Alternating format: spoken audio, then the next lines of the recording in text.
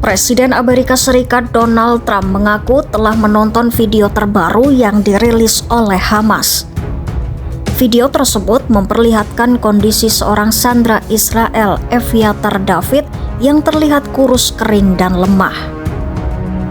Dalam rekaman video itu, Eviatar bahkan tampak dipaksa seperti menggali kuburnya sendiri di dalam sebuah terowongan di Gaza, lokasi tempat ia ditahan. Ketika ditanya oleh wartawan apakah Trump sudah melihat video tersebut, Trump mengaku sudah melihatnya. Menurut Trump, kondisi sandera buruk dan mengerikan. Trump juga menyampaikan harapannya agar lebih banyak orang di seluruh dunia bisa melihat tayangan tersebut.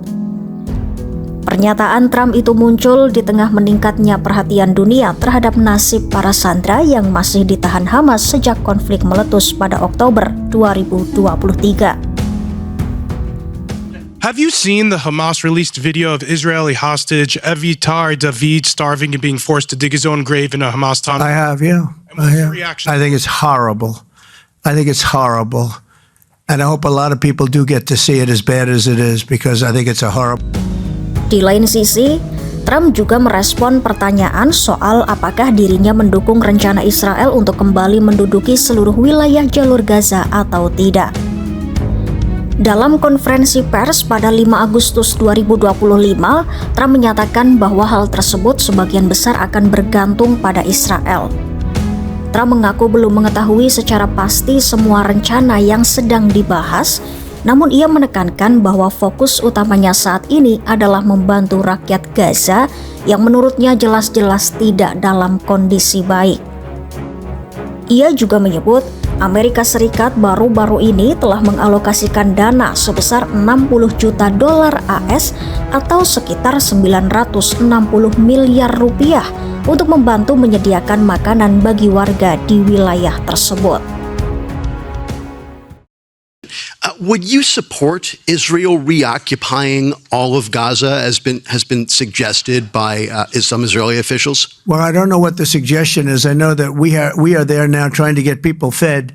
As you know, $60 million was given by the United States fairly recently to supply food, and a lot of food, frankly, for the people of Gaza that are obviously not doing too well with the food. And I know Israel's going to help us with that in terms of distribution and also money.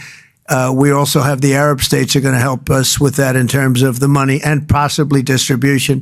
So that's what I'm focused on. As far as the rest of it, I really can't say. That's going to be pretty much up to Israel. Pernyataan Trump itu muncul di tengah laporan dari media Israel, The Jerusalem Post, yang menyebut bahwa Perdana Menteri Benjamin Netanyahu telah memutuskan untuk melaksanakan pendudukan penuh atas jalur Gaza, termasuk di wilayah-wilayah tempat para sandera diyakini ditahan.